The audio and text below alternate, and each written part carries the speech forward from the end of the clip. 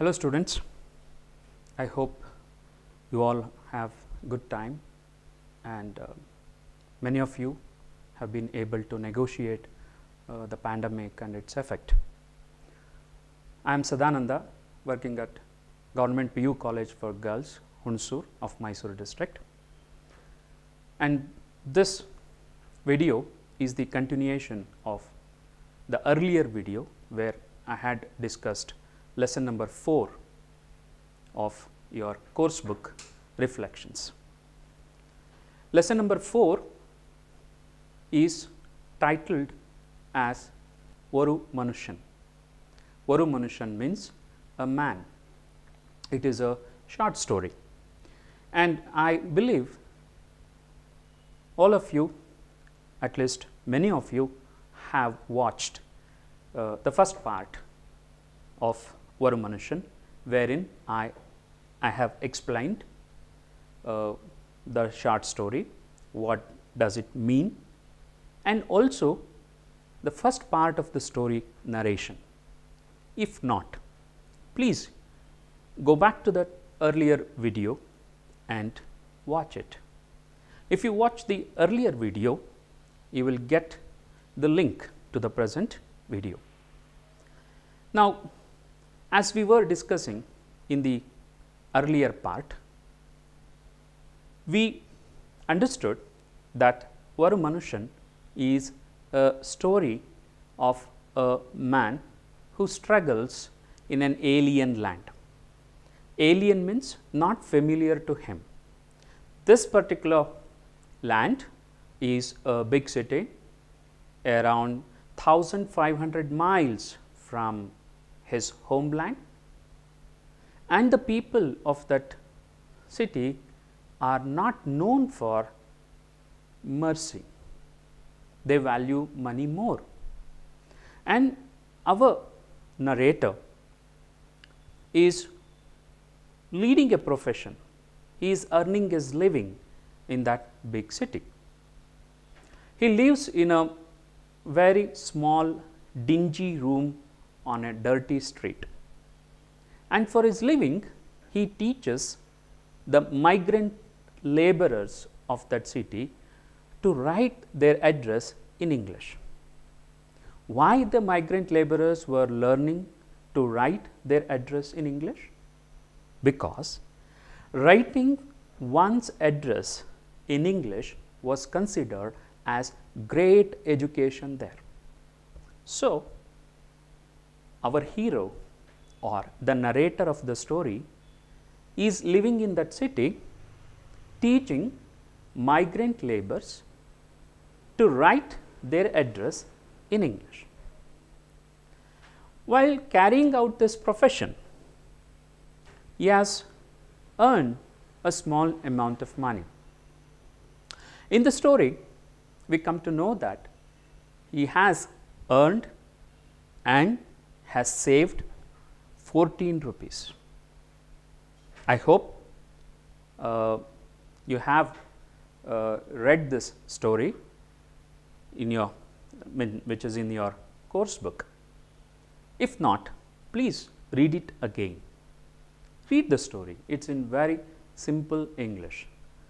It was basically written in Malayalam. Later, it is translated into English.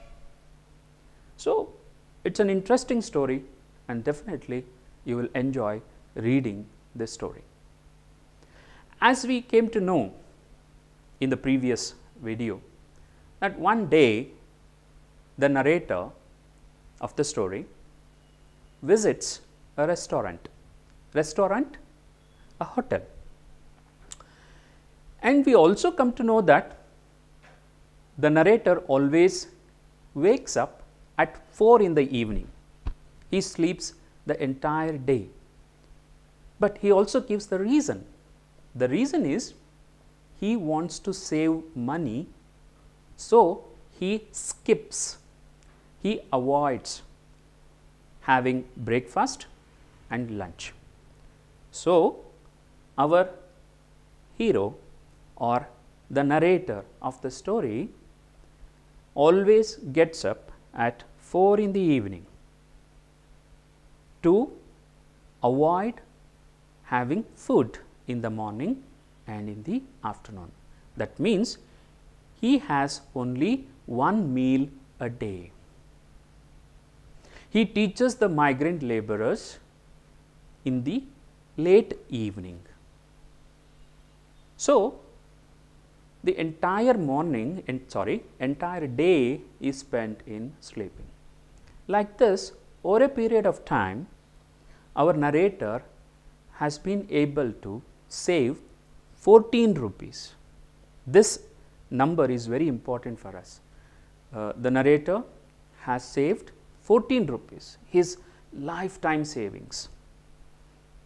So, on a particular day, he gets up at 4 and goes to a restaurant, and he has his meals, and the total bill was 11 annas, 11 ಆಣೆಗಳು. ಅವನ ಹತ್ರ 14 ರೂಪಾಯಿ ಇದೆ. 14 ರೂಪಾಯಿಗೆ ಹೇಗೆ ನಾವು ಲೆಕ್ಕ ಮಾಡಬಹುದು ಅಂತ ಹೇಳಿದ್ರೆ, 1 ರೂಪಾಯಿ 16 ಆಣೆಗಳಿಗೆ ಸಮ. 16 ಆಣೆ 1 ರೂಪಾಯಿ ಆಗುತ್ತೆ. ಬಂದಿರೋ ಹೋಟೆಲಿನ ಬಿಲ್ ಎಷ್ಟು? 11 ಆಣೆಗಳು. ಹಾಗಾಗಿ ಅವನ ಹತ್ರ ಹಣ ಸಾಕಷ್ಟಿದೆ. ಆದರೆ ಒಂದು ಸಮಸ್ಯೆ ಆಗಿಬಿಡುತ್ತೆ. ಏನು ಸಮಸ್ಯೆ ಆಗಿಬಿಡುತ್ತೆ? ಅವನ ವ್ಯಾಲೆಟ್ ಅಂದರೆ ಪರ್ಸ್ ಪಿಕ್ ಪಾಕೆಟ್ ಆಗಿದೆ, ಕದ್ದು ಬಿಟ್ಟಿದ್ದಾರೆ. So he has no money. Then he gets frightened and goes to the restaurant owner.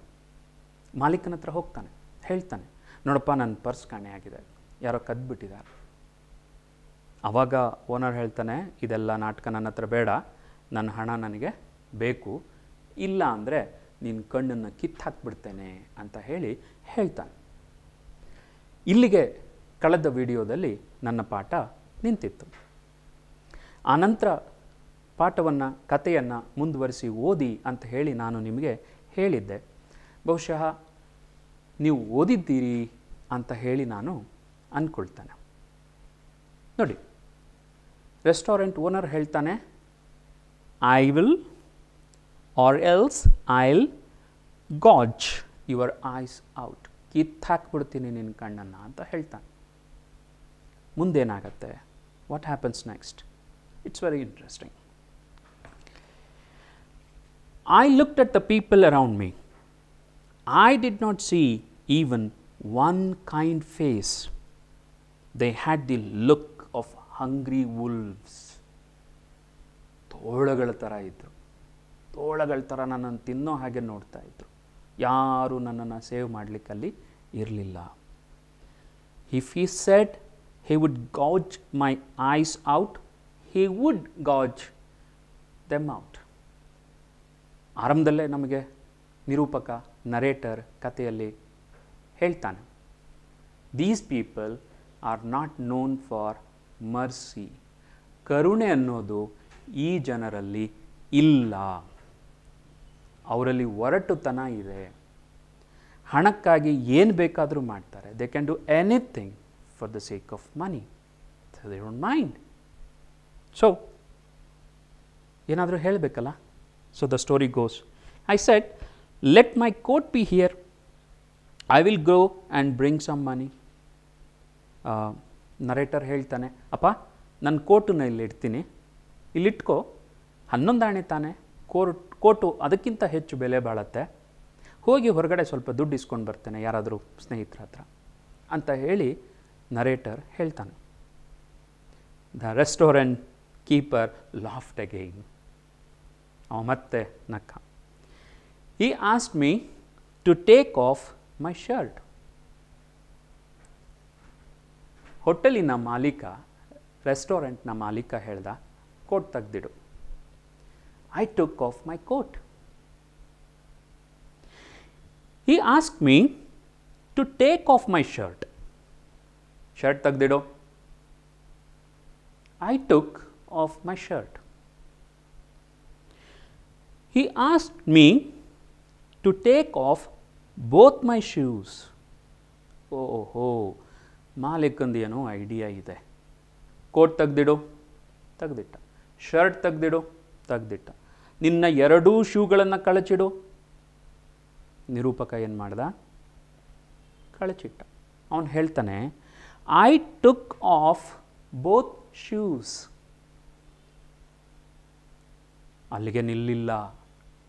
Finally he asked me to take off my trousers. Restaurant ಮಾಲೀಕ ಏನು ಹೇಳ್ದ? ಟ್ರೌಸರ್ಸನ್ನು ತೆಗಿ. ಟ್ರೌಸರ್ಸ್ ಅಂದರೆ ಪ್ಯಾಂಟ್ಸ್. ಪ್ಯಾಂಟ್ಸನ್ನು ತೆಗಿ, ನಿನ್ನ ಪ್ಯಾಂಟ್ ತೆಗೆದಿಡು. ಓಹೋ, this owner has a different idea. So the story goes, so the idea seemed to be to strip me, gouge out my eyes and send me out naked. ನಿರೂಪಕನಿಗೆ, ಓಹೋ, ಈ ಮಾಲೀಕ ನನ್ನ ಬಟ್ಟೆ ಬಿಚ್ಚಿ ನಗ್ನವಾಗಿ ನಿಲ್ಲಿಸಿ ನನ್ನ ಕಣ್ಣುಗಳನ್ನು ಕಿತ್ತು ಹೊರಗೆ ಕಳಿಸೋ ಐಡಿಯಾದಲ್ಲಿದ್ದಾನೆ. Remember, the people of this big city have no mercy. There is more number of crimes, robbery, pickpocketing, and for money they can do anything. So the narrator is caught in a very difficult situation. Here you have got a word strip. Strip ಅಂದರೆ ಕಳಚಿ ಹಾಕೋದು. ಗೌಚ್ ಈಗಾಗಲೇ ಪದ ಹೇಳಿದ್ದೀನಿ, ಕಣ್ಣನ್ನು ಕಿತ್ತು ಹಾಕೋದು. Naked, ನಗ್ನವಾಗಿ ಕಳಿಸ್ಬೇಕು ಅಂತಿದ್ದಾನೆ. ಬಟ್ ಇಲ್ಲೊಂದು ಸಮಸ್ಯೆ ಇದೆ. ನಿರೂಪಕ ಹೇಳ್ತಾನೆ, I said I have nothing on underneath. ನಿರೂಪಕ ಹೇಳ್ತಾನೆ, ಅಪ್ಪ ಪ್ಯಾಂಟ್ ಒಳಗಡೆ ಏನು ಹಾಕ್ಕೊಂಡಿಲ್ವೋ ಅಂತ ನಿರೂಪಕ ಹೇಳ್ತಾನೆ. Everyone laughed. The restaurant keeper said, I doubt it. You must have something on underneath. Restaurant ಮಾಲೀಕ ಹೇಳ್ತಾನೆ, ಮತ್ತೆ ಸುಳ್ಳು ಹೇಳಬೇಡ ನೀನು. ಪ್ಯಾಂಟ್ ಒಳಗಡೆ ನೀನು ಏನಾದರೂ ಹಾಕ್ಕೊಂಡಿರಲೇಬೇಕು. ಏನೂ ಹಾಕ್ಕೊಂಡಿಲ್ಲ ಅಂತ ಯಾಕೆ ಸುಳ್ಳು ಹೇಳ್ತಾ ಇದೆಯಾ ನೀನು? ಸಮಥಿಂಗ್ ಮಸ್ಟ್ ಬಿ ದೇರ್ ಅಂತ ಹೇಳಿ ರೆಸ್ಟೋರೆಂಟ್ ಓನರ್ ನಿರೂಪಕನ ಮೇಲೆ ಜೋರು ಮಾಡ್ತಾನೆ. ದುರಂತ ಏನು ಅಂದರೆ, ಪ್ಯಾಂಟಿನ ಒಳಗಡೆ ಇವನೇನೂ ಹಾಕ್ಕೊಂಡಿಲ್ಲ. ನೋಡಿ, ಆರಂಭದಲ್ಲೇ ನಮಗೆ ಕಥೆಯ ಆರಂಭದಲ್ಲಿ ಒಂದು ವಿಷಯ ಗೊತ್ತಾಗತ್ತೆ. ಇವ ಹೊಟ್ಟೆಪಾಡಿಗೆ ಸಾಕಷ್ಟು ಶ್ರಮ ಪಡ್ತಾ ಇದ್ದ. 2 ಹೊತ್ತು ಊಟವನ್ನು ಬಿಡ್ತಾ ಇದ್ದ. ಎದ್ದರೆ ಹೊಟ್ಟೆ ಹಸಿವಾಗ್ತದೆ ಅಂತ ಹೇಳಿ ಅವನೇನು ಮಾಡ್ತಾ ಇದ್ದ? ಮಧ್ಯಾಹ್ನ ಕಳೆದು ಸಂಜೆ 4 ಗಂಟೆವರೆಗೆ ಮಲಗಿರುತ್ತಾ ಇದ್ದ. ಹೀಗೆಲ್ಲ ಕಷ್ಟಪಟ್ಟು 14 ರೂಪಾಯಿಗಳನ್ನು ಸೇವ್ ಮಾಡಿದ್ದ. ಹಾಗಾಗಿ ಜನಗಳಿಗೆ ಚೆನ್ನಾಗಿ ಕಾಣಿಸ್ಕೊಳ್ಳೋ ದೃಷ್ಟಿಯಿಂದ ಹೇಳಿ ಕೇಳಿ ಈತ ಇಂಗ್ಲೀಷ್ ಮೇಷ್ಟ್ರು, ಸ್ವಾತಂತ್ರ್ಯ ಪೂರ್ವದ ಇಂಗ್ಲೀಷ್ ಮೇಷ್ಟ್ರು. ಆಗ ಪ್ರೀ ಇಂಡಿಪೆಂಡೆಂಟ್ ಟೈಮ್ನಲ್ಲಿ ಒಬ್ಬ ಇಂಗ್ಲೀಷ್ ಟೀಚರ್ ಅಂದರೆ ಇಂಗ್ಲೀಷಿನವರ ಹಾಗೇನಾದರೂ ನೋಡಲಿಕ್ಕೆ ಉಡುಪಿನಲ್ಲಿ, ಆಕಾರದಲ್ಲ, ಫೇಸ್ ಶರೀರದ ದೃಷ್ಟಿಯಿಂದಲ್ಲ, ಉಡುಪಿನಲ್ಲಾದರೂ ಸೂಟ್, ಕೋಟ್, ಪ್ಯಾಂಟ್ಸ್, ಶೂಸ್ ಹಾಕಿರಬೇಕು ಅನ್ನೋ ನಿರೀಕ್ಷೆಯನ್ನು ಜನ ಇಟ್ಟಿರ್ತಾಯಿದ್ರು. ಇವನ ಪಾವರ್ಟಿ ಅಥವಾ ಇವನ ಹಣಕಾಸಿನ ತೊಂದರೆ, ಮುಗ್ಗಟ್ಟು ಎಷ್ಟಿದೆಯಪ್ಪ ಅಂತ ಹೇಳಿದ್ರೆ, ಇವನ ಬಳಿ ಪ್ಯಾಂಟ್ಸ್ ಇದೆ, ಸೂಟ್, ಕೋಟ್ ಇದೆ, ಆದರೆ ಪ್ಯಾಂಟಿನ ಒಳಗಡೆ ಹಾಕಲಿಕ್ಕೆ ಅವನಲ್ಲಿ ಅಂಡರ್ ಗಾರ್ಮೆಂಟ್ಸ್, ಅಂಡರ್ವೇರ್, ಒಳ ಉಡುಪು ಇಲ್ಲ. It's a very very difficult situation. So the narrator has no other option. I doubt it. You must have something on underneath, the restaurant keeper said. About 50 people repeated, there must be something on underneath. ನೋಡಿ, ಕೆಲವು ಸಂದರ್ಭಗಳು ಬದುಕಿನಲ್ಲಿ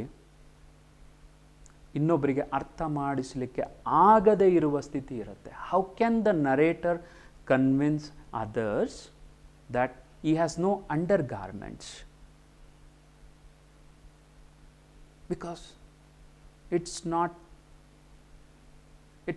an ordinary thing. Everyone assumed that if you have pants, that means something should be there inside also. But our narrator is in a very peculiar situation. He is fighting for every paisa. He is trying his best to save every ana. Now he is caught here. So, what he has to do? The story goes, my hands refuse to move. ನನ್ನ ಕೈಲಿ ಆಗಲಿಲ್ಲ, ಪ್ಯಾಂಟನ್ನು ಕಳಚಲಿಕ್ಕೆ ನನಗೆ ಆಗಲಿಲ್ಲ. And remember, this is pre-independent time, so there is no zip. Usually the pants use to have buttons, ಗುಂಡಿಗಳಿರ್ತಾ ಇತ್ತು. I saw in my imagination a man standing in the crowd, stark naked and without his eyes. Life was going to end like that. So ನಿರೂಪಕನ ಕಲ್ಪನೆಯಲ್ಲಿ ಕಣ್ಣುಗಳನ್ನು ಕಳ್ಕೊಂಡಿರುವಂತಹ, ಮೈಮೇಲೆ ಒಂದು ಚೂರು ಬಟ್ಟೆಯೂ ಇಲ್ಲದೆ ಆ ಜನರ ನಡುವೆ ನಿಂತಿರುವ ಮನುಷ್ಯನ ಕಲ್ಪನೆ ಸುಳಿಯುತ್ತೆ. ಎಂತಹ ಅವಮಾನಕರ ಸ್ಥಿತಿ ಇದು ಅಂತ ಅವನಿಗೆ ದುಃಖ ಆಗತ್ತೆ. ಅಯ್ಯೋ, ನನ್ನ ಬದುಕು ಹೀಗೆ ಅಂತ್ಯ ಕಾಣಬೇಕಾ ಅನ್ನುವಂಥ ಯೋಚನೆ ಅವನಿಗೆ ಬರುತ್ತೆ. C the situation of this man, see his predicament. Let it end. And for all this, I never mind. O Creator of the world, my God, I had nothing to say. Everything would end. Everything would end to the satisfaction of all. ನನ್ನ ಬದುಕು ಹೀಗೆ ಅಂತ್ಯ ಆಗೋದಾದರೆ ಆಗಲಿ ಬಿಡಪ್ಪ, ಓ ದೇವರೇ, ನಿನ್ನಿಚ್ಛೆಯೂ ಹೀಗೆ ಆಗಿದ್ದರೆ ಆಗಲಿ. ನಾನು ಮೈ ಮೇಲೆ ಒಂದು ಇಂಚು ಬಟ್ಟೆಯೂ ಇಲ್ಲದೆ ನಗ್ನವಾಗಿ ಕಣ್ಣುಗಳನ್ನು ಕಳೆದುಕೊಂಡು ಈ ಜನರ ನಡುವೆ ನಿಲ್ಲುವುದು ನಿನ್ನ ಇಚ್ಛೆಯಾದರೆ ಆಗಲಿ ಬಿಡು, ನಾನೇನು ಮಾಡಲಿಕ್ಕಾಗ್ತದೆ. What can I do? Things are not in my control. The situation is out of my control. So ಹೀಗೆ ನಿರೂಪಕ ತನಗೆ ತಾನು ಸಮಾಧಾನ ಮಾಡಿಕೊಳ್ತಾನೆ. ಮತ್ತೆ ಕತೆ ಮುಂದುವರಿಯುತ್ತೆ. I began to undo one by one the buttons of my trousers. ನಾನು ನಿಮ್ಗೆ ಆಗಲೇ ಹೇಳಿದೆ, ಕತೆ ಸ್ವಾತಂತ್ರ್ಯ ಪೂರ್ವದ ಕತೆ. ಈಗಿನ ಹಾಗೆ ಜಿಪ್ಗಳನ್ನು ಅವತ್ತಿನ್ನೂ ಕಂಡುಹಿಡಿದಿರಲಿಲ್ಲ, ಅದರ ಬಳಕೆ ಇರಲಿಲ್ಲ. ಹಾಗಾಗಿ ಇವತ್ತು ನೀವು ಪ್ಯಾಂಟ್ಸ್ಗಳಲ್ಲಿ ಜಿಪ್ಗಳನ್ನು ಏನು ಬಳಸ್ತೀರಿ, ಆ ಜಾಗದಲ್ಲಿ ಸಣ್ಣ ಸಣ್ಣ ಗುಂಡಿಗಳು, ಬಟನ್ಸ್ಗಳು ಇರ್ತಾಯಿತ್ತು. So the narrator starts unbuttoning. ಗುಂಡಿಗಳನ್ನು ನಿಧಾನವಾಗಿ ತೆಗಿಲಿಕ್ಕೆ ಶುರು ಮಾಡ್ತಾನೆ. Then I heard a voice. Stop. I shall pay the money. ಆಗ ಇದ್ದಕ್ಕಿದ್ದ ಹಾಗೆ ನಿರೂಪಕನಿಗೆ ಒಂದು ಧ್ವನಿ ಕೇಳುತ್ತೆ. ಆ ಧ್ವನಿ ಏನು ಹೇಳುತ್ತೆ? ನಿಲ್ಲಿಸಿ, ನಾನು ಹಣವನ್ನು ಕೊಡ್ತೇನೆ, ದಯಮಾಡಿ ಅದನ್ನು ನಿಲ್ಲಿಸಿ. Stop. I shall pay the money. Everyone turned in the direction of the voice. ಆ ಧ್ವನಿ ಬಂದ ಕಡೆಗೆ ಎಲ್ಲರೂ ತಿರುಗಿದ್ರು. There stood a fair complexioned man, 6 foot tall, with a red turban and white trousers. He sported a handlebar mustache and had blue eyes. ಆ ಕಡೆ ಧ್ವನಿ ಬಂದ ಕಡೆಗೆ ಎಲ್ಲರೂ ತಿರುಗ್ತಾರೆ. ತಿರುಗಿ ನೋಡಿದ್ರೆ ಅಲ್ಲೊಬ್ಬ ಸುಹೃದ್ರೂಪಿ ವ್ಯಕ್ತಿ ನಿಂತಿದ್ದಾನೆ. ನೋಡಲಿಕ್ಕೆ ಬಹಳ ಚೆನ್ನಾಗಿದ್ದಾನೆ. ಮತ್ತು 6 ಅಡಿ ಎತ್ತರ ಇದ್ದಾನೆ. 6 foot tall. ರೆಡ್ ಟರ್ಬನ್, ಕೆಂಪು ಬಣ್ಣದ ಪೇಟವನ್ನು ಹಾಕ್ಕೊಂಡಿದ್ದಾನೆ. ಬಿಳಿಯ ಬಣ್ಣದ ಪ್ಯಾಂಟ್ಸನ್ನು ಧರಿಸಿದ್ದಾನೆ. ಹ್ಯಾಂಡ್ಲ್ ಬಾರ್ ಮುಷ್ಟಾಕ್, ಬಹುಶಃ ನಿಮಗೆ ಹ್ಯಾಂಡ್ಲ್ ಬಾರ್ ಮುಷ್ತಾಕ್ ಅಂದರೆ ಭಾಳ ಹಿಂದೆ ಒಬ್ಬ ಮನುಷ್ಯ ನಮ್ಮ ರಾಜ್ಯದಲ್ಲಿ ಬದುಕಿದ್ದ. ಆತನ ಹೆಸರು ವೀರಪ್ಪನ್ ಅಂತ ಹೇಳಿ. ಆ ವೀರಪ್ಪನಿನ ಚಿತ್ರವನ್ನು ನೋಡಿದರೆ ನಿಮಗೆ ಹ್ಯಾಂಡ್ಲ್ ಬಾರ್ ಮುಷ್ತಾಕಿನ ಚಿತ್ರ ಕಲ್ಪನೆ ನಿಮಗೆ ಸಿಗತ್ತೆ. ಮತ್ತು ಬ್ಲೂ ಐಸ್ ಇತ್ತು, ನೀಲಿ ಕಣ್ಣುಗಳನ್ನು ಆತ ಹೊಂದಿದ್ದ. Blue eyes were quite common at this place. He came forward and asked the restaurant keeper, how much did you say it was? So he comes to the restaurant owner and says, how much? ಎಷ್ಟು ಅಂತ ಹೇಳಿದೆ? 11 ಆಣಾಸ್, 11 ಆಣೆ. He paid the amount. He turned to me and said, put on your clothes. ಈ ಅಪರಿಚಿತ stranger 11 ಆಣೆನ ಕೊಟ್ಬಿಟ್ಟು ನಿರೂಪಕನ ಕಡೆ ತಿರುಗಿಕೊಂಡು, ಬಟ್ಟೆ ಹಾಕೋ, put on your clothes, shed. I put them on. Come, he called me. I went with him. Did I have words to express my gratitude? I told him, you have done a great deed. I have not seen a finer man. ನಿರೂಪಕನಿಗೆ ಹೋದ ಜೀವ ಬಂದ ಹಾಗಾಯಿತು. ಅವನಿಗೆ ಯಾವ ರೀತಿಯಲ್ಲಿ ಧನ್ಯವಾದಗಳನ್ನು ಹೇಳೋದು ಅಂತ ನಿರೂಪಕನಿಗೆ ಗೊತ್ತಾಗಲಿಲ್ಲ. ಅಪ್ಪ, ನೀನು ಎಂಥ ಒಳ್ಳೆ ಕೆಲಸ ಮಾಡಿದ್ಯಪ್ಪ, ನನ್ನ ಜೀವ ಉಳಿಸ್ದೆ, ನನ್ನ ಮರ್ಯಾದೆ ಉಳಿಸ್ದೆ ಅಂತ ನಾನು ಅವನಿಗೆ ಹೇಳಿದೆ. ನಿನ್ನಷ್ಟು ಒಳ್ಳೆ ವ್ಯಕ್ತಿಯನ್ನು ಜಗತ್ತಿನಲ್ಲಿ ನಾನು ನೋಡಿಯೇ ಇಲ್ಲಪ್ಪ. A finer man like you I have not seen ಅಂತ ನಾನು ಹೇಳಿದೆ. He laughed. ಅವ ನಕ್ಬಿಟ್ಟು ಸುಮ್ಮನಾದ. What's your name? He asked. I told my name and where I came from. I asked the man his name. He said, I have no name. ಅಲ್ಲಪ್ಪ, ನಿನ್ನ ಹೆಸರೇನೋ? ನನಗೆ ಹೆಸರೇ ಇಲ್ಲ. I said, oh, in that case, mercy must be your name. ನಿನಗೆ ಹೆಸರೇ ಇಲ್ವಾ? ಸರಿ ಬಿಡಪ್ಪ, ಹಾಗಿದ್ದರೆ ನಿನ್ನ ಹೆಸರು ಕರುಣೆ ಅಂತಿರಬೇಕಪ್ಪ. Mercy must be your name. ನಿನ್ನ ಹೆಸರು ಮರ್ಸಿ ಅಂತಲೇ ಇರಬೇಕು ಕಣಪ್ಪ ಅಂತ ನಾನು ಹೇಳಿದೆ. He did not laugh at that. He walked on until we reached a deserted bridge. Deserted bridge. Deserted ಅಂದರೆ ಜನರೇ ಇಲ್ಲದಿರುವ ಅಥವಾ ಯಾರೂ ಬಳಸದೇ ಇರುವ. ಡೆಸರ್ಟೆಡ್, ಯಾರೂ ಇಲ್ಲದಿರುವ, ಬಳಸದೇ ಇರುವ. ಬ್ರಿಡ್ಜ್ ನಿಮಗೆ ಗೊತ್ತು, ಸೇತುವೆ. ಆ ಬ್ರಿಡ್ಜಿನ ಹತ್ರ ಹೋದರು. He looked all around. Stranger ಆ ಸೇತುವೆಯ ಬಳಿ ಹೋದ ಮೇಲೆ ನಿಂತು ಒಮ್ಮೆ ಸುತ್ತಲೂ ನೋಡ್ದ. There was no one. ಅಲ್ಲಿ ಯಾರೂ ಇರಲಿಲ್ಲ. Look, you must go away without turning round.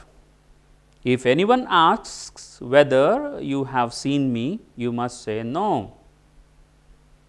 The stranger who rescued the narrator from a very difficult, challenging situation told the narrator, you should go back, you should not turn around. ಮತ್ತೆ ನನ್ನ ಕಡೆಗೆ ತಿರ್ಕೊಂಡು ನೋಡಬಾರ್ದು, ಸುಮ್ಮನೆ ಹೋಗ್ತಿರ್ಬೇಕು. ಒಂದು, ಯಾರಾದರೂ ನನ್ನನ್ನು ನೋಡಿದ್ಯಾ ಅಂತ ನಿನ್ನನ್ನು ಕೇಳಿದ್ರೆ ಇಲ್ಲ ಅಂತ ಹೇಳಬೇಕು. ಗೊತ್ತಾಯ್ತಾ ಅಂತ ಹೇಳ್ದ. ಸ್ವಲ್ಪ ವಿಚಿತ್ರ ಅಲ್ಲ? I understood. ಆಯಿತು ಒಂದೇ. ಮುಂದೇನಾಗುತ್ತೆ ನೋಡಿ, ಬಹಳ ವಿಶೇಷ. He took out from his various pockets about 5 wallets. 5 among them was mine. ಹೋಟ್ಲಲ್ಲಿ ಹಣ ಕೊಡಲಿಲ್ಲ ಅಂತ ಹೇಳಿ ಬಟ್ಟೆ ಬಿಚ್ಚಿ ನಗ್ನವಾಗಿ ನಿಲ್ಲುವ ಸ್ಥಿತಿ ನಿರೂಪಕನಿಗೆ ಯಾಕೆ ಬಂದಿತ್ತು? ಅವನ ಹತ್ರ ಹಣ ಇರಲಿಲ್ಲ ಅಂತಲ್ಲ, ಅವನ ಪಾಕೆಟ್ನಲ್ಲಿ 14 ರೂಪೀಸ್ ಇತ್ತು. ಆದರೆ ಆ ಪಾಕೆಟ್ ಏನಾಗಿತ್ತು? ಪಿಕ್ ಪಾಕೆಟ್ ಆಗಿತ್ತು, ಕದ್ದು ಬಿಟ್ಟಿದ್ರು. ಹಾಗಾಗಿ ಅವನಿಗೆ ಹಣ ಕೊಡೋಕ್ಕಾಗಲಿಲ್ಲ. ಈತ 11 ಆಣೆಯನ್ನು ಕೊಟ್ಟು ಈ ಅಪರಿಚಿತ ಸ್ಟ್ರೇಂಜರ್ ಇವನ ಮರ್ಯಾದೆಯನ್ನು ಉಳಿಸಿ ಊರಿಂದ ಹೊರಗಡೆ ಯಾರೂ ಇಲ್ಲದೆ ಇರುವ ಸೇತುವೆ ಬಳಿ ನಿಂತು ಸುತ್ತಮುತ್ತ ಯಾರೂ ಇಲ್ಲ ಅನ್ನೋದನ್ನು ಖಚಿತಪಡಿಸಿಕೊಂಡು ಅವನ ಜೇಬುಗಳಿಂದ 5 ಪರ್ಸ್ಗಳನ್ನು ತೆಗಿತಾನೆ. 5 ವ್ಯಾಲೆಟ್ಸ್. ಅದರಲ್ಲಿ ಒಂದು ವ್ಯಾಲೆಟ್ ನಿರೂಪಕಂದು. ಅಂದರೆ ಈ ಸ್ಟ್ರೇಂಜರ್ ಯಾರು? Who is the stranger? A pick pocketer. ಇವನ, ನಮ್ಮ ನಿರೂಪಕನ ವ್ಯಾಲೆಟನ್ನು ಕದ್ದ ಕಳ್ಳ. The thief who stole the purse from our narrator. ನರೇಟರ್ನ ಸ್ಥಿತಿ ಏನಾಗಿರ್ಬೋದು ಯೋಚನೆ ಮಾಡಿ. Which of these is yours? ಇದರಲ್ಲಿ ನಿಂದು ಯಾವುದಪ್ಪ? I pointed to my wallet. Open it. I opened it. My money was there intact. I put it in my pocket. ಅಪ್ಪ ನನ್ನ ಪರ್ಸ್ ಕೊಟ್ಟ, ಓಪನ್ ಮಾಡು ಅಂದ, ಓಪನ್ ಮಾಡಿದೆ, ನನ್ನ ದುಡ್ಡು ಎಷ್ಟು 14 ರೂಪೀಸ್ ಹಾಗೆ ಇತ್ತು, ಜೇಬ್ಗೆ ಹಾಕೊಂಬಿಟ್ಟೆ. He told me, go, may God help you. ನೀನು ಹೊರಡು, ದೇವ್ರು ನಿನಗೆ ಒಳ್ಳೇದು ಮಾಡಲಿ. I repeated, may God help you. ಹಾಂ, ನಿನಗೂ ದೇವರು ಒಳ್ಳೇದು ಮಾಡಲಿ ಅಂತ ಹೇಳಿ ನಾನು ಅವನಿಗೆ ಹೇಳಿದೆ ಅಂತ ನಿರೂಪಕ ನಮಗೆ ಹೇಳ್ತಾನೆ. ಮತ್ತು ಕತೆ ಇಲ್ಲಿಗೆ ನಿಲ್ಲುತ್ತೆ. This is where the story ends. See, there is an interesting thing for us to understand. In the beginning, the author says, I have some vague notions about human beings. If you come to page number 31, you have a sentence. I have some vague notions about human beings, including myself. Vague ಅಂದರೆ ಅಸ್ಪಷ್ಟ, notions ಅಂದುಕೊಳ್ಳೋದು. ಒಬ್ಬರು ಹೀಗಿರ್ಬೋದು, ಅವರು ಕೆಟ್ಟವರು ಇರ್ಬೋದು, ಇವರು ಒಳ್ಳೆಯವರು ಇರಬಹುದು, ಇವರು ಸ್ವಲ್ಪ ಜಗಳ ಮಾಡುವವರು ಇದ್ದವರು, ಅಥವಾ ಇವರು ತುಂಬ ಒಳ್ಳೆಯ ವ್ಯಕ್ತಿಯಪ್ಪ, ಇವರಿಗೆ ಜಗಳ ಮಾಡಲಿಕ್ಕೆ ಬೈಲಿಕ್ಕೆ ಎಲ್ಲ ಬರೋದಿಲ್ಲ, ಹೀಗೆ ನಾವು ಅಂದ್ಕೊಳ್ತೇವೆ. ಆದರೆ ಒಬ್ಬ ಮನುಷ್ಯನನ್ನು ಹೀಗೆ ಅಂತ ಹೇಗೆ ಹೇಳೋದು? See how we can judge a human being. See, in this story, we have a thief who comes in there as a stranger, rescues the author from a very difficult situation. But the same person had brought the narrator, had pushed the narrator into that difficult situation. ಅಲ್ವಾ? ಆತ ಪರ್ಸನ್ನ ಕದ್ದದ್ರಿಂದ ತಾನೇ ನಿರೂಪಕನಿಗೆ ಇಷ್ಟೆಲ್ಲ ಸಮಸ್ಯೆ ಬಂದದ್ದು. ಆದರೆ ಈ ಮನುಷ್ಯನ ಒಳ್ಳೆತನ, ದಿಸ್ ಮ್ಯಾನ್ಸ್, ಒಂದು ಮನುಷ್ಯನ್ ಒಳ್ಳೆಯತನ ಎಲ್ಲಿದೆಯಪ್ಪ ಅಂತ ಹೇಳಿದ್ರೆ, ತಾನು ಮಾಡಿದ ತಪ್ಪಿನಿಂದ ಒಬ್ಬ ಮನುಷ್ಯ ಅಪಾಯಕ್ಕೆ ಸಿಲುಕಿದಾಗ ಹಿಂದು ಮುಂದು ಯೋಚಿಸದೆ ಆತನ ಸಹಾಯಕ್ಕೆ ಬರ್ತಾನೆ, ಮತ್ತು ಅವನನ್ನು ಅಲ್ಲಿಂದ ರೆಸ್ಕ್ಯೂ ಮಾಡ್ತಾನೆ, ಬಚಾವ್ ಮಾಡಿಕೊಳ್ತಾನೆ. ಹಾಗಾಗಿ ಈ ಕಥೆಯಲ್ಲಿ ಒಬ್ಬ ಮನುಷ್ಯನನ್ನು ನಾವು ಹೀಗೆ ಅಂತ ಹೇಳೋದು ಕಷ್ಟ. ಒಬ್ಬ ಮನುಷ್ಯ ಒಳ್ಳೆಯವನಾಗೋದು ಅಥವಾ ಕೆಟ್ಟವನಾಗೋದು ಯಾವಾಗಲೂ ಸಾಂದರ್ಭಿಕವಾಗಿರುತ್ತೆ. It is always contextual. So you can't judge a person simply like that. Sometimes they would be good, sometimes they could be bad also. But depending on the context, a person becomes a good one or a bad one. When this thief, pickpocketer, rescues the narrator, he is a good man. But unfortunately, the same person is a bad person because he steals a wallet from our narrator. He steals wallet from a person who is struggling, who is working like anything to earn his living, to earn his bread. So this is the story. And in the beginning, dear students, I was telling you that language is meant for communication, and communication is a two-way process. You should understand what I say, that is listening. You should tell me what you think, that is speaking. So we say this as comprehension. ನೀವು 10th ಸ್ಟ್ಯಾಂಡರ್ಡಿನ language book, English ಪುಸ್ತಕ ನಿಮಗೆ ನೆನಪಿದ್ದರೆ ಅಲ್ಲಿ comprehension ಅನ್ನುವ ಒಂದು ಸಬ್ ಟೈಟಲ್ನ ನೋಡಿರ್ತೀರಿ, composition ಅನ್ನುವ ಟೈಟಲ್ನ ನೋಡಿರ್ತೀರಿ. ಕಾಂಪೋಸಿಷನ್ನಲ್ಲಿ essay ಬರೆಯುವಂಥದ್ದು ಮತ್ತು ಸಂಭಾಷಣೆಗಳನ್ನು ಡೈಲಾಗ್ಸನ್ನು ಬರೆಯುವಂಥದ್ದು ಬಂದಿರುತ್ತೆ. ಸೊ ಒಂದು ಲ್ಯಾಂಗ್ವೇಜನ್ನು ಮಾಸ್ಟರ್ ಮಾಡಬೇಕಂದ್ರೆ ಆ ಭಾಷೆಯನ್ನು ಗ್ರಹಿಸಬೇಕು, ಕಾಂಪ್ರಹೆನ್ಷನ್ ಅಂತ ಹೇಳ್ತೀವಿ. ಮತ್ತು ಆ ಭಾಷೆಯಲ್ಲಿ ರಚನೆ ಮಾಡಬೇಕು, ಕಾಂಪೋಸಿಷನ್ ಅಂತ ಹೇಳ್ತೀವಿ. If you can do the both, if you can do both the composition and the comprehension, that means you are fluent in that language. ತುಂಬ ಸರಿ ನೀವು ಇದನ್ನು ಕೇಳಿರ್ತೀರಿ, ಇಂಗ್ಲೀಷ್ ಫ್ಲೂಯೆನ್ಸಿ. ಕನ್ನಡದಲ್ಲಿ ಅದಕ್ಕೆ ಸುಂದರವಾದ ಒಂದು ಪದ ಇದೆ, ನಿರರ್ಗಳತೆ. Fluency is important. Not that you should know English, that you should speak English, you should write in English. No, that's not enough for us.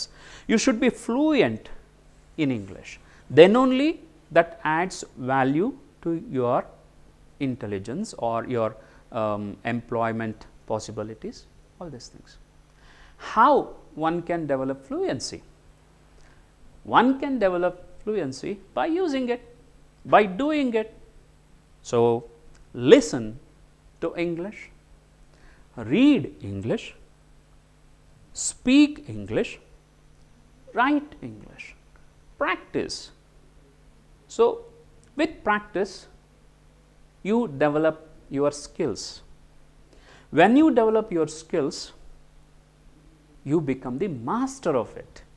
That is called as mastery. Once you have developed mastery over English, you become fluent in English. In the first video, in the first class, I was telling you that language textbooks are meant to provide you an opportunity to use the language. Whatever you want to become, you become.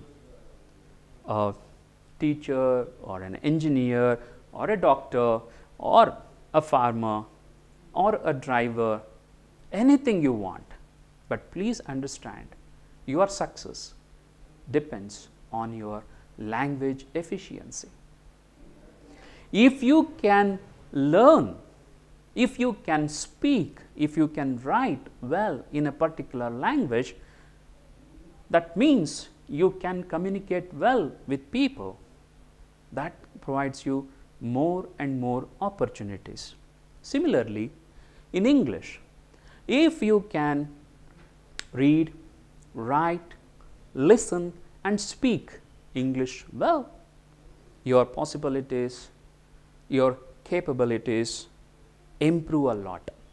So, dear students, don't read this short story only for the examination point of view. Read the story to see how English is used, how the narrator says, I lost my purse, I saw myself naked, I slept till 4 p.m. See, these are all expressed using English words. Understand, try to see the context. Kannada ಮಾಧ್ಯಮದ ವಿದ್ಯಾರ್ಥಿಗಳು ಬಹಳಷ್ಟು ಬಾರಿ ಇಂಗ್ಲೀಷನ್ನು ಕಠಿಣ, ಕಷ್ಟ ಅಂತ ಹೇಳುವ ಅಭ್ಯಾಸ ಮಾಡ್ಕೊಂಬಿಟ್ಟಿರ್ತೀವಿ. ಹೌದು, ಯಾವ ಭಾಷೆಯೂ ಸುಲಭ ಅಲ್ಲ, ಯಾವ ಭಾಷೆಯೂ ಕಠಿಣ ಅಲ್ಲ. ಇಂಗ್ಲೀಷ್ ಕಷ್ಟ ಆಗಿದ್ದರೆ ಜಗತ್ತಿನಲ್ಲಿ ಇಷ್ಟೆಲ್ಲ ಅವಕಾಶವನ್ನು ಪಡ್ಕೊತಿರಲಿಲ್ಲ. ಹಾಗಾಗಿ ಕನ್ನಡ ಮಾಧ್ಯಮದ ವಿದ್ಯಾರ್ಥಿಗಳು ನಾನೀಗಾಗಲೇ ಹೇಳಿದ ಹಾಗೆ ಒಂದು ಒಳ್ಳೆಯ ಪದಕೋಶ, ಡಿಕ್ಷನರಿಯನ್ನು ಜೊತೆಲಿಟ್ಕೊಂಡು ನೀವು ಈ ಕಥೆಯನ್ನು 1 ಬಾರಿ ಅಲ್ಲ 10 ಬಾರಿ ಓದಿ. ಕತೆ ಚೆನ್ನಾಗಿದೆ, ಸರಳವಾಗಿದೆ, ಬಹಳ ಸರಳವಾದ ಇಂಗ್ಲೀಷ್ ಪದಗಳನ್ನು ಬಳಕೆ ಮಾಡುತ್ತೆ. ಸೊ ನಿಮಗಿದೊಂದು ಅವಕಾಶ ಇಂಗ್ಲೀಷ್ ಬಳಕೆಯನ್ನು ಹೇಗೆ ಮಾಡಬೇಕು ಅಂತ ಹೇಳಿ. ಇಷ್ಟೆಲ್ಲ ನಿಮಗೆ ಹೇಳೋದ್ರ ಜೊತೆಗೆ ನಮಗೆ ಒಂದು ವಿಷಯ ಗೊತ್ತಿರಬೇಕು. ಏನಂದರೆ, ನಾವು ಫಸ್ಟ್ PUCಯಲ್ಲಿ ಓದ್ತಾ ಇದ್ದೇವೆ. PUCಯನ್ನು ಮುಗಿಸಿ, ಮೊದಲನೇ ವರ್ಷವನ್ನು ಮುಗಿಸಿ 2ನೇ ವರ್ಷಕ್ಕೆ ನಾವು ಹೋಗಬೇಕಂತಾದರೆ ಪರೀಕ್ಷೆಗಳನ್ನು ನಾವು ಬರಿಬೇಕಾಗತ್ತೆ. ಆ ಪರೀಕ್ಷೆಗಳಲ್ಲಿ ನಾವು ಏನನ್ನು ಕಲ್ತಿದ್ದೇವೆ ಅದನ್ನು ಕೂಡ ನಾವು ಹೇಳುವ ಅಗತ್ಯ ಇರುತ್ತೆ. ಸೊ ಈ ಪಾಠದಲ್ಲಿ ಏನೆಲ್ಲ ಪ್ರಶ್ನೆಗಳು ಬರಬಹುದು ಅಂತ ಒಮ್ಮೆ ಒಂದು 5 ನಿಮಿಷ ಇದರ ಕುರಿತು ಸ್ವಲ್ಪ ಚರ್ಚೆ ಮಾಡುವ. ಏನು ಪ್ರಶ್ನೆಗಳು ಬರಬಹುದು? ಇಲ್ಲಿ ನೀವು ಈಗಾಗಲೇ ಕಾಲೇಜಿಗೆ ಹೋಗಿದ್ದರೆ ನಿಮಗೆ ಇಷ್ಟೊತ್ತಿಗೆ ಒಂದು ಕ್ವೆಶ್ಚನ್ ಪೇಪರ್ ಪ್ಯಾಟ್ರನ್ ನಿಮಗೆ ಪರಿಚಯ ಆಗಿರ್ತಾ ಇತ್ತು. ನಿಮಗೆ 50 ಅಂಕಗಳಿಗೆ ಕೋರ್ಸ್ ಬುಕ್ಕಿಂದ ಬರ್ತದೆ ಈ ಪಾಠಗಳಿಂದ. ಇನ್ನು 50 ಅಂಕಗಳಿಗೆ ವರ್ಕ್ ಬುಕ್ನಿಂದ ಬರ್ತದೆ. ಈ 50 ಅಂಕಗಳ ಪ್ರಶ್ನೆಗಳೇನಿರುತ್ತೆ ಅದರಲ್ಲಿ 1 ಮಾರ್ಕಿನ ಪ್ರಶ್ನೆ ಇರುತ್ತೆ, 4 ಮಾರ್ಕ್ಗಳ ಪ್ರಶ್ನೆ ಇರುತ್ತೆ, 6 ಮಾರ್ಕಿನ ಪ್ರಶ್ನೆ ಇರುತ್ತೆ. 1 mark questions, 4 marks questions and 6 mark questions ಇರುತ್ತೆ. ಸೊ ಈ ಪಾಠದಲ್ಲಿ ಯಾವುದೆಲ್ಲ 1 ಮಾರ್ಕಿನ ಪ್ರಶ್ನೆಗಳು ಬರಬಹುದು? ಸುಮ್ಮನೆ ನಿಮ್ಮ ಟೆಕ್ಸ್ಟ್ ಬುಕ್ನಲ್ಲೇ ಕೊಟ್ಟಿರುವ ಕೆಲವು ಪ್ರಶ್ನೆಗಳನ್ನು ಹೀಗೆ ನಾವು ಗಮನಿಸೋಣ. ಒಂದು ಪ್ರಶ್ನೆ ಹೀಗೆ ಬರಬಹುದು. ಹೇಗೆ? How far was the big city from the narrator's home town? ಆರಂಭದಲ್ಲೇ ನಮಗೆ ನಿರೂಪಕ ಹೇಳ್ತಾನೆ 1500 miles from my home town. 1500 miles. ಇನ್ನೊಂದು ಪ್ರಶ್ನೆ, where did the narrator stay in the big city? Where did the narrator stay in the big city? He stayed in a very small, dingy room on a dirty street, is the answer. What was the narrator doing to earn a living? To earn a living, ಹೊಟ್ಟೆಪಾಡಿಗೆ narrator ಏನು ಮಾಡ್ತಾ ಇದ್ದ? ಅಥವಾ what was the narrator's profession? ಅವನ ವೃತ್ತಿ ಏನಾಗಿತ್ತು ಅನ್ನುವ ಒಂದು ಪ್ರಶ್ನೆ ಬರಬಹುದು. ಏನು ಮಾಡ್ತಾ ಇದ್ದ? ಹಿ ವಾಸ್ ಟೀಚಿಂಗ್ ಇಂಗ್ಲಿಷ್ ಅಥವಾ teaching the migrant labourers to write their address in English.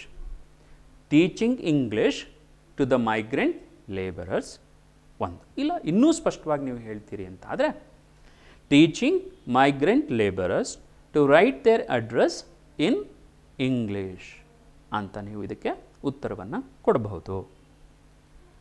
ಇನ್ನೊಂದು ಪ್ರಶ್ನೆ ಹೀಗಿರ್ಬೋದು, what reason did the narrator give for sleeping all day and having food in the evening? Narrator ಇಡೀ ದಿನ ಮಲಗಿರ್ತಿದ್ದ ಅಲ್ವಾ, 4 ಗಂಟೆವರೆಗೆ ನಾನು ಮಲಗಿರ್ತಿದ್ದೆ ಅಂತ ಹೇಳ್ತಾನೆ. ಯಾಕೆ? ಯಾಕಂದರೆ to save on breakfast and lunch ಅಥವಾ to avoid having breakfast and lunch or to avoid spending money on breakfast and lunch. 4 ಗಂಟೆಗೆ ಮುನ್ನ ಎದ್ದರೆ, ಬೆಳಗ್ಗೆನೇ ಎದ್ದರೆ ತಿಂಡಿ ಮಾಡಬೇಕು, ಮಧ್ಯಾಹ್ನದ ಊಟ ಮಾಡಬೇಕು. ಆ ದುಡ್ಡನ್ನು ಉಳಿಸ್ಕೊಳ್ಳಿಕ್ಕೋಸ್ಕರ 4 ಗಂಟೆಯವರೆಗೆ ಮಧ್ಯಾಹ್ನದ 4 ಗಂಟೆಯವರೆಗೆ ನಿರೂಪಕ ನಿದ್ದೆ ಮಾಡಿರ್ತಾ ಇದ್ದ, ಮಲಗಿರ್ತಾ ಇದ್ದ. ಇನ್ನೊಂದು ಪ್ರಶ್ನೆ ಹೀಗೆ ಬರ್ಬೋದು, how much money did the narrator have in his packet as is life savings? ಅವನ ಜೀವಮಾನದ ಉಳಿತಾಯವಾಗಿ ನರೇಟರ್ ನಿರೂಪಕನ ಜೇಬಿನಲ್ಲಿ ಎಷ್ಟು ಹಣ ಇತ್ತು? 14 ರೂಪೀಸ್. ಇಲ್ಲಿ ಕೆಲವು ಸಣ್ಣ ಗೊಂದಲಗಳು ಬರುವ ಸಾಧ್ಯತೆ ಇರುತ್ತೆ. ಒಂದು, ಪೋಸ್ಟ್ ಆಫೀಸಿನ ಬಳಿ ನಿಂತು ಅಲ್ಲಿ ಬಂದವರಿಗೆ ಅರ್ಜಿಯನ್ನು ತುಂಬಲಿಕ್ಕೆ, ವಿಳಾಸವನ್ನು ತುಂಬಲಿಕ್ಕೆ, ಬರೀಲಿಕ್ಕೆ ಸಹಾಯ ಮಾಡುವವರಿಗೆ ನಿರೂಪಕ ಕಥೆಯಲ್ಲಿ ಹೇಳ್ತಾನೆ 1 ಆಣೆಯಿಂದ 4 ಆಣೆ ದುಡ್ಡು ಸಿಗ್ತಾ ಇತ್ತು. 1 ಆಣ ಟು 4 ಆಣಾಸ್. ಓಕೆ, ಇದು ಒಂದು. ಎರಡನೇದು, ನಿರೂಪಕ ಒಂದು ದಿನ ರೆಸ್ಟೋರೆಂಟ್ನಲ್ಲಿ ಊಟ ಮಾಡಿದಾಗ ಬಂದ ಬಿಲ್ಲಿನ ಮೊತ್ತ, ಬಿಲ್ ಎಷ್ಟಾಗಿತ್ತಪ್ಪ ಅಂದರೆ 11 ಆಣೆಗಳು, 11 annas. So don't get mixed up with these numbers. 14 rupees was his savings. And remember, 16 annas is equal to 1 rupee. 16 ಆಣೆಗಳು 1 ರೂಪಾಯಿ ಆಗತ್ತೆ. ಇದನ್ನು ನೆನ್ಪಿಟ್ಕೋಬೇಕು. ಸೊ ನಿರೂಪಕನ ಹತ್ರ ಇದ್ದಂಥ ಹಣ ಎಷ್ಟಾಗಿತ್ತು? 14 ರುಪೀಸ್. ರೆಸ್ಟೋರೆಂಟ್ನಲ್ಲಿ ಬಂದಂಥ ಬಿಲ್ ಎಷ್ಟಾಗಿತ್ತು? 11 ಆಣಾಸ್. ಈ ನಂಬರನ್ನು ನೆನಪಿಟ್ಕೊಳ್ಳಿ. 1 ಮಾರ್ಕಿನ ಪ್ರಶ್ನೆಗಳಿಗೆ ಉತ್ತರ ಬರೀಲಿಕ್ಕೆ ನಿಮಗೆ ತುಂಬ ಸಹಾಯ ಮಾಡುತ್ತೆ. ಹಾಗೆ what was quite common at the place where the narrator stayed. Narrator ಉಳ್ಕೊಂಡಿದ್ನಲ್ಲ ಆ ದೊಡ್ಡ ನಗರದಲ್ಲಿ, ಅಲ್ಲಿ ಏನು ಕಾಮನ್ ಆಗಿತ್ತಪ್ಪ ಅಂದರೆ ನೀಲಿಯ ಕಣ್ಣುಗಳು. Blue eyes var common. ಅಲ್ಲಿ ಬಹಳಷ್ಟು ಜನರ ಕಣ್ಣುಗಳು ನೀಲಿ ಕಣ್ಣುಗಳಾಗಿದ್ದು, ಬ್ಲೂ ಐಸ್ ಆಗಿದ್ದು. ಇನ್ನೊಂದು ಪ್ರಶ್ನೆ ಹೀಗೆ ಬರ್ಬೋದು. How many wallets did the stranger have with him. ಕಥೆಯಲ್ಲಿ ನಿಮಗೆ ನೆನಪಿದೆಯಾ? ಇವನನ್ನು ಹೋಟೆಲ್ನಲ್ಲಿ ಹಣ ಕೊಟ್ಟು ಇವನನ್ನು ಬಟ್ಟೆ ಹಾಕಿಸ್ಕೊಂಡು ಹೊರಗಡೆ ಕರ್ಕೊಂಡು ಹೋಗಿ ಜನರಿಲ್ಲದ ಒಂದು ಸೇತುವೆಯ ಬಳಿ ಆ ಅಪರಿಚಿತ ವ್ಯಕ್ತಿ ಇವನಿಗೆ 5 ವ್ಯಾಲೆಟ್ಗಳನ್ನು ತೆಗೆದು ತೋರಿಸ್ತಾನೆ. ಆ ಸ್ಟ್ರೇಂಜರ್ ಹತ್ರ how many wallets were there? 5 wallets were there. So ಈ ಥರದ ಪ್ರಶ್ನೆಗಳು ನಿಮಗೆ 1 ಅಂಕದ ಪ್ರಶ್ನೆಗಳಾಗಿ ನಿಮಗೆ ಸಿಗಲಿಕ್ಕೆ ಅವಕಾಶ ಇರುತ್ತೆ. ಇದಲ್ಲದೆ ನಾನು ನಿಮಗೆ ಹೇಳಿದೆ 4 ಅಂಕದ ಪ್ರಶ್ನೆಗಳಿಗೆ ನೀವು ಉತ್ತರ ಹೇಳಬೇಕಾಗತ್ತೆ, ಅಥವಾ 6 ಅಂಕದ ಪ್ರಶ್ನೆಗಳಿಗೆ ನೀವು ಉತ್ತರಿಸಬೇಕಾಗತ್ತೆ. You have to answer for 4 marks, sometimes for 6 marks. For 4 marks, you are expected to write somewhere between 50 to 80 words. So roughly 1 page ಅಂತ ಇಟ್ಕೊಳ್ಳಿ. ಒಂದು ಪುಟದಲ್ಲಿ ಸರಾಸರಿ ನಾವು 100 ಪದಗಳನ್ನು ಉತ್ತರವಾಗಿ ಬರೀಲಿಕ್ಕೆ ಅವಕಾಶ ಇರುತ್ತೆ. So 80 words, somewhere less than a page. If the same question is, if the question is asked for 6 marks, then you are expected to write somewhere around 200 words. 200 words means it's 2 pages. So there you have to explain more. Depending on the question that is asked, you have to discuss, you have to narrate, you have to explain more. Okay. How could be a question in 4 marks or 6 marks? I'll read out one question for you. Describe the people and the place where the incident took place. ನಮಗೆ ನಿರೂಪಕ ಆರಂಭದಲ್ಲಿ ಆತ ನಾನೊಂದು ಘಟನೆಯನ್ನು ನಿಮಗೆ ಹೇಳ್ತೇನೆ ಅಂತ ಹೇಳ್ತಾನೆ. ಆ ಘಟನೆ ಎಲ್ಲಿ ನಡೀತು ಅಂತ ಹೇಳಿ ನಮಗೆ ಹೇಳ್ತಾನೆ. So it was a big city in a valley. 1. 1500 miles from my hometown. 2. The people were not known for their mercy. They were tough people. They were professional soldiers. They had no mercy. Robbery, murder was common thing. And there were many people worked in far off places as watchmen in big industries and banks. And many of them engaged in money lending business. And the people were capable of doing anything for the sake of money. This becomes your answer. These points become your answer for this question.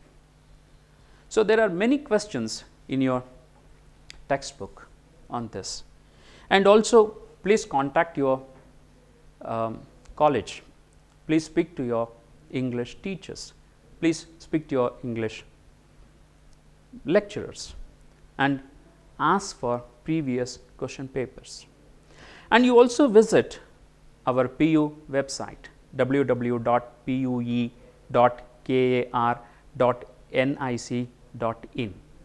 There you will have a question bank. There you have a question bank. Download it and see how many questions, how many types of questions can be asked in the examination. Dear students, please remember, the questions are meant to test your language skills. So doing well in the examination means learning the language skills well. unless and until you learn the language, it is really difficult to answer the questions. Of course, many of you may feel that I can by heart, but by heart is not learning, it is only utilizing your memory power, that is not learning. Why I am explaining all these things? Because I want to teach you a language component now. I was telling you in the beginning itself, in the first part of the video of this lesson and in this second part of the video of this lesson also, these short stories or any lesson in the textbook is meant to teach you different ways of using the language, so that you master the language. In order to master the language, we need to understand the language. And one component of this language I am teaching you is vocabulary. Vocabulary means the words you know to use. Vocabulary ಅಂದರೆ ಸರಳವಾಗಿ ಹೇಳೋದಾದರೆ ಪದ ಸಂಪತ್ತು. ನಿಮಗೆ ಒಂದು ನಿರ್ದಿಷ್ಟ ಭಾಷೆಯಲ್ಲಿ ಬಳಸಲಿಕ್ಕೆ ಬರುವಂತಹ ಅದರ ಅರ್ಥ ಗೊತ್ತಿರುತ್ತೆ.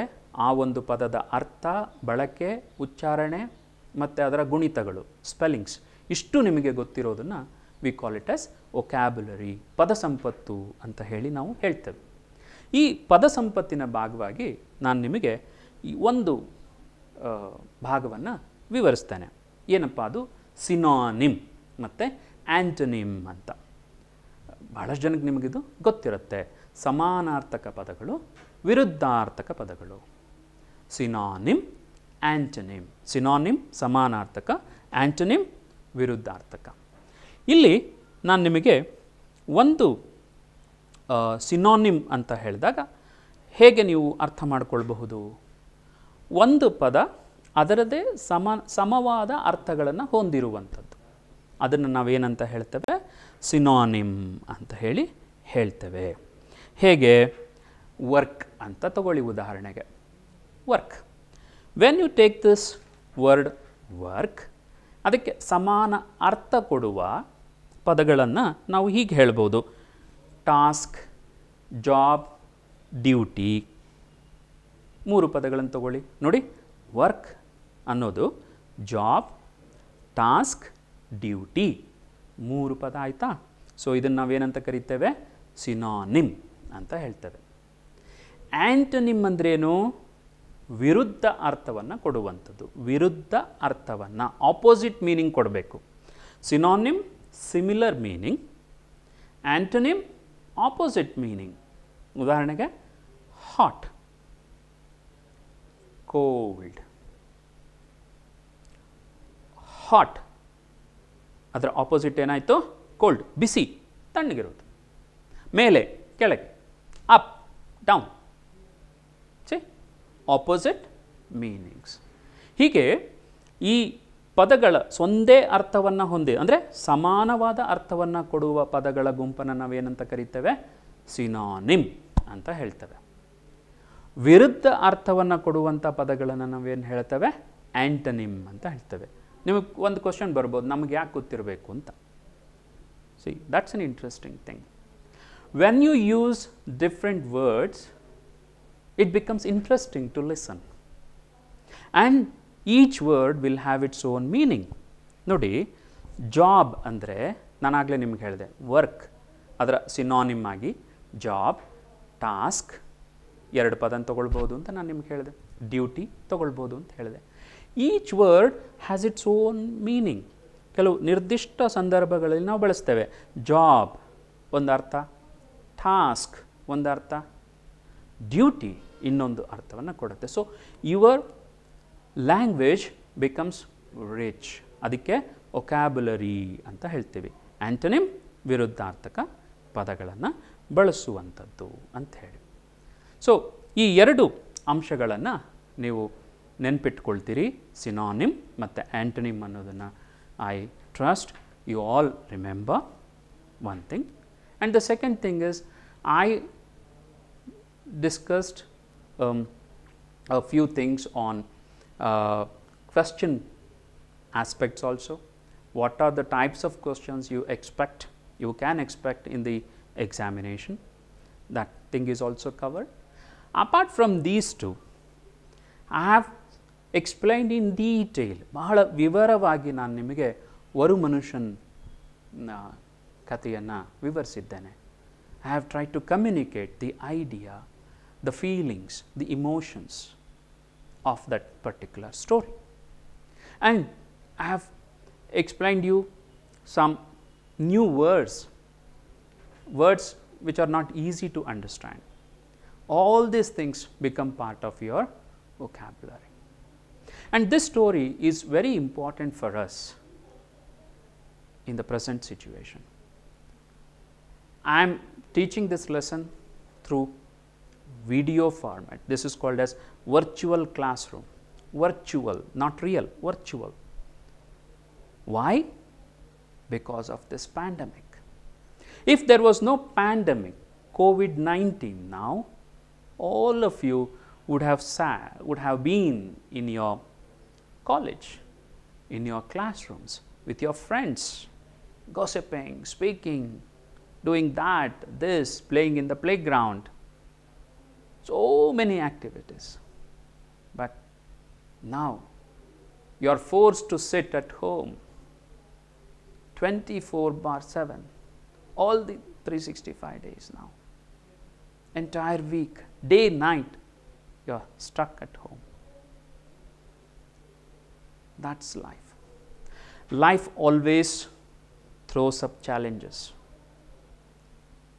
And human beings face the challenges. They endure it. They try to live. They try to survive. They never accept defeat.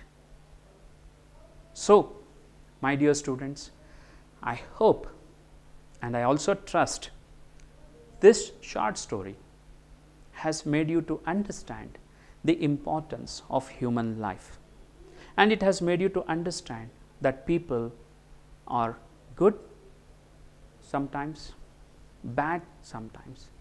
It is really difficult to judge people. With these thoughts, my dear students, I end this discussion on lesson number 4, Varu Manushan.